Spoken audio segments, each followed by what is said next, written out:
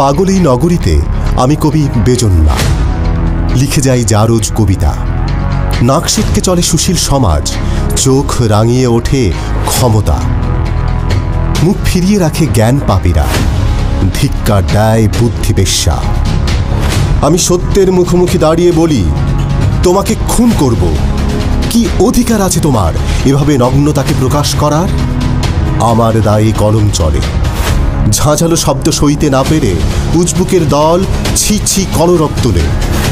আমাকে কাফনে ঢেকে রাখে, আতরের সুবাস বাতাসে ভাসে। ধূপশালার সুগন্ধি শহর মাতিয়ে রাখে, আহ কি পবিত্রতা!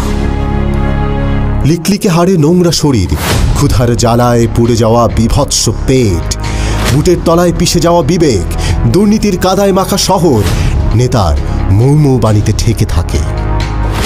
কচি মাংসের সাথে আবৃত দেহ দেখেও পুরোহিতের ধুতি খোলে, অন্ধ হাফেজ চোখ ঢেকে রাখে।